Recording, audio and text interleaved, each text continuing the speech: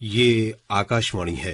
प्रस्तुत है कार्यक्रम सुर्खियों में। इसके अंतर्गत सुनिए आगामी दिल्ली विधानसभा चुनाव पर चर्चा। इसमें भाग ले रहे हैं राजनीतिक विश्लेषक अदिति टंडन और पत्रकार अश्विनी श्रीवास्तव। निर्वाचन आयोग ने आज मंगलवार को दिल्ली विधानसभा चुनाव के कार्यक्रम की घोषणा की।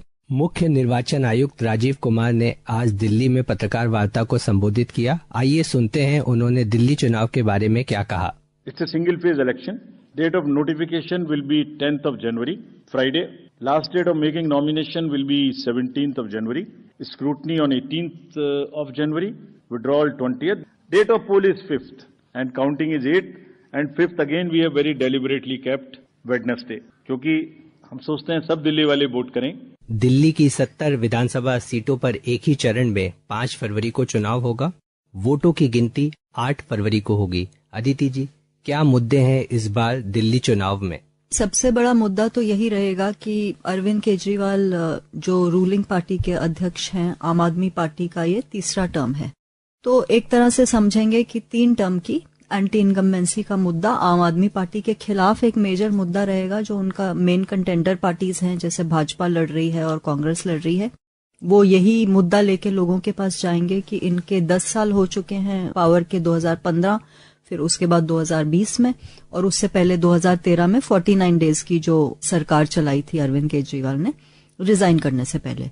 तो एक तो ये मुद्दा है जो आम आदमी पार्टी के खिलाफ उनके प्रतिद्वंदी इस्तेमाल करेंगे। दूसरा मुद्दा जो रहता है वो ये रहता है कि क्या भाजपा ये जो एंटी इनकम्बेंसी की वेव है इसको अपने लिए वोट्स में परिवर्तित कर सकती है या नहीं।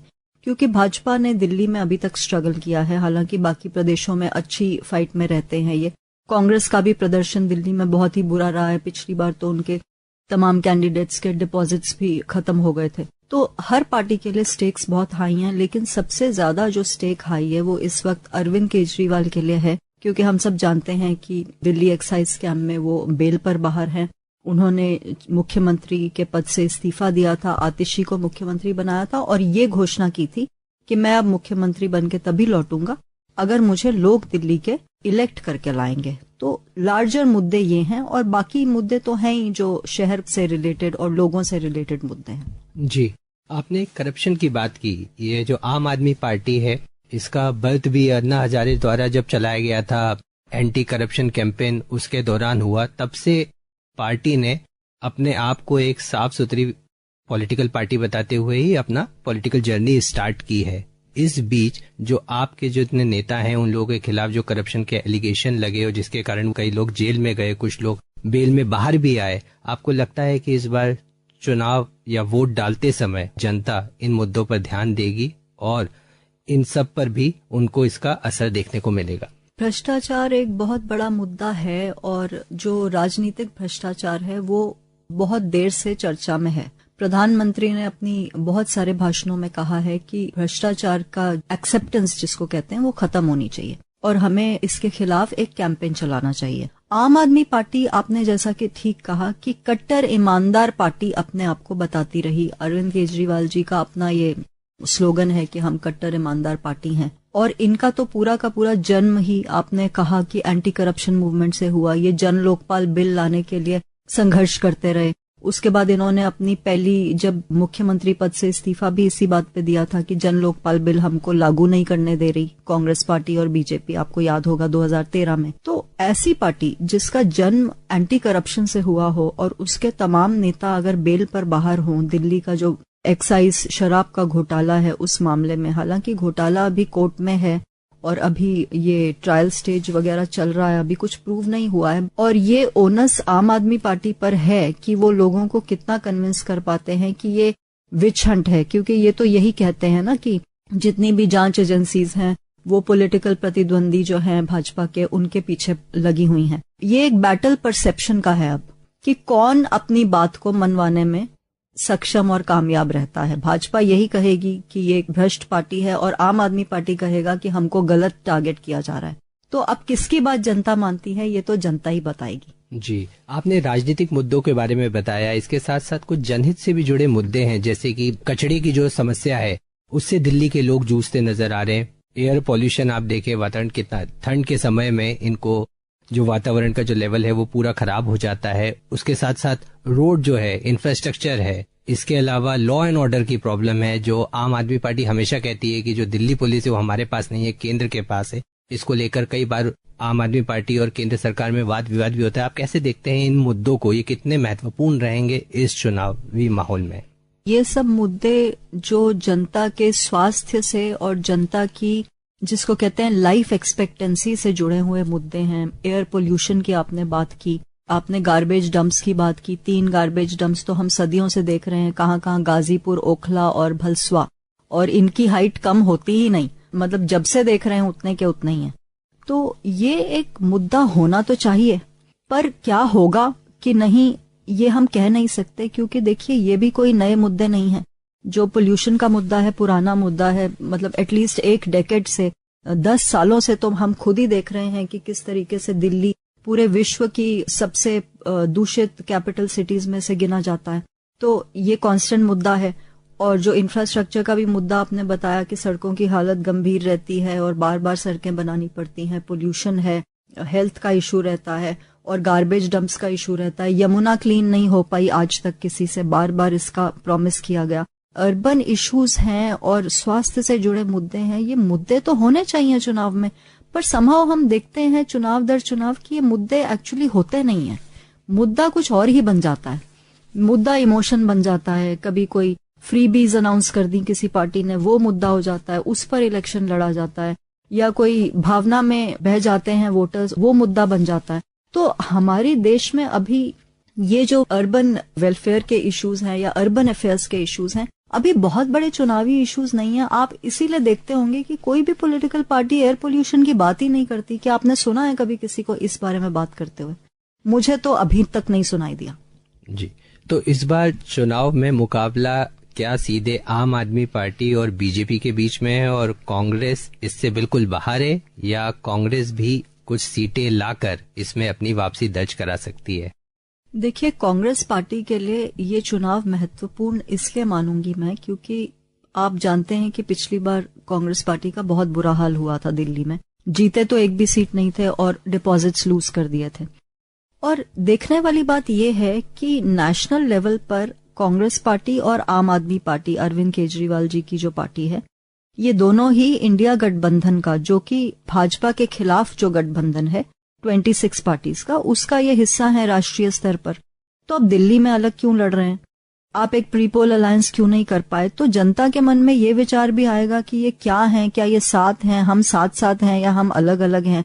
और कभी हाँ कभी ना का जो इनके बीच में चलता है, कभी हरियाणा में एक हो जाते हैं, लोकसभा चुनाव इकट्ठे लड़े लेकिन असेंबली चुनाव अलग लड़े, तो समझ नहीं आता है। तो एक कंफ्यूजन की स्थिति रहती है। हालांकि आम आदमी पार्टी ने इस बार क्लियर कर दिया था कि हम इतनी स्ट्रांग स्थिति में हैं, उन्होंने कहा दिल्ली में, कि हमें चाहिए ही नहीं कोई प्रीपोल पार्टनर। तो क्या ये कन्वीनियंस का रिश्ता है, लोग सोचेंगे, या ये जेन्युइन गठबंधन है? क्योंकि वोटर तो इनका एक ही है, एक ही तरीके से ये लोग, इनका पूरा का पूरा एंटी बीजेपी स्ट्रैटेजी एक है। नेशनल लेवल पर ये लोग बीजेपी को अटैक करते हैं। तो अब चैलेंज कांग्रेस पार्टी का ज्यादा है, क्योंकि आप कैसे खींचेंगे, किस वोट को खींचेंगे? आप तो दिल्ली में अपना तमाम वोट बैंक खो चुके हैं। जी, जब भी चुनाव होते हैं तो 2 मुद्दे निरंतर बने रहते हैं। एक है फ्रीबीज का या लोक लुभाव में वादे करने का, और दूसरा है ईवीएम में गड़बड़ी का। दोनों ही मुद्दों में आज जो प्रेस कॉन्फ्रेंस हुई थी, जिसमें chief election commissioner Rajiv Kumar ji ने बड़े ही कठोरता से ये बात कही है कि ईवीएम में लगभग 42 कोर्ट के ऑर्डर आ चुके हैं और सभी में ये बताया गया है कि इसे हैक नहीं किया जा सकता है। तो बार बार ये मुद्दा उठाना ठीक नहीं है। सेम उन्होंने फ्रीबीज पे भी कहा कि ये जो लोक लुभावने वादे किए जाते हैं उसके ऊपर किसी तरीके का, साफ शब्दों में तो नहीं क्योंकि एक मामला सुप्रीम कोर्ट में पेंडिंग है, उन्होंने कहा कि इसके ऊपर सोचने की जरूरत है। आप कैसे देखते हैं, कितने महत्वपूर्ण है ये 2 मुद्दे, और क्या ये चुनावी मुद्दे भी होने चाहिए? ये बार बार चुनाव के समय ही क्यों उठाए जाते हैं? ये जो फ्रीबी पॉलिटिक्स और आप जो बोल रहे हैं, जो वादे करने का एक सिलसिला चल पड़ा है, और बहुत महंगे महंगे वादे हैं ये। सपोज हर पार्टी कहेगी कि 1 महीने में हम फलानी सेगमेंट को इतना पैसा देंगे, या जो भी है, जिस भी किस्म का फ्रीबी प्रॉमिस करती हैं पार्टीज। तो देखिए, वेलफेयर स्टेट में वेलफेयर बेस्ड पॉलिसीज प्रॉमिस करना तो सरकार का दायित्व है, लेकिन उसके साथ साथ ये भी इम्पोर्टेंट है कि क्या आप बजटरी प्रावधान कर रहे हैं क्या। तो जब आप अपना मैनिफेस्टो लेके आते हैं तब आप अपना सो कॉल्ड फ्रीबीज या कुछ लोग उसको वेलफेयर भी कहते हैं, उनको इस तरीके से पेश करिए कि यहां से इसका पैसा आएगा, यहां जाएगा, और कहीं ऐसा ना हो कि हम सरकारें लोन उठा के अपनी फ्रीबी पॉलिटिक्स को फाइनेंस करें और फिर डेट में घिरती जाएं, क्योंकि फिर उस डेट को रीपे कैसे करेंगे? कितने प्रदेश हैं हमारे देश में जो डेट बर्डन के अंडर फंसे हुए हैं और उनको निकलना मुश्किल हो रहा है, इंटरनेशनल एजेंसी से लोन पर लोन लेना पड़ता है। तो ये तो कोई सस्टेनेबल इकोनॉमिक मॉडल नहीं होता।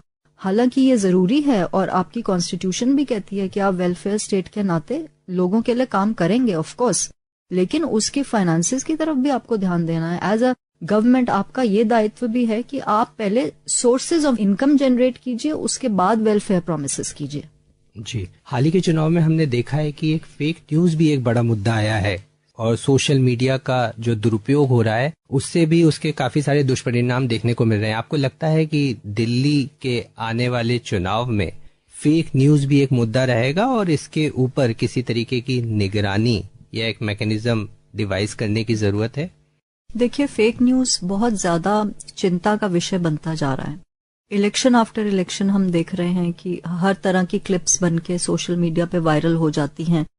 अक्सर तो कुछ दंगों में भी उनका रोल पाया गया है पीछे। और अब तो हम देख रहे हैं कि आर्टिफिशियल लर्निंग के थ्रू इमेजेस को किस तरीके से ऑल्टर किया जा रहा है, मतलब जो सच नहीं है उसको सच दिखाया जा रहा है। लोकसभा चुनाव में तो गृह मंत्री की आवाज कोई आर्टिफिशियल इंटेलिजेंस के माध्यम से ऑल्टर कर दिया गया और उस पर केस भी दर्ज हुआ। तो मुझे लगता है कि इन पर बहुत ज्यादा रोकथाम की जरूरत है, क्योंकि ये लेवल प्लेइंग फील्ड को डिस्टर्ब करते हैं और ये वोटर्स की इन्फॉर्म्ड चॉइस को डिस्टर्ब करते हैं। ये सरकार को सोचना पड़ेगा कि फेक न्यूज के दलदल से कैसे बचेंगे।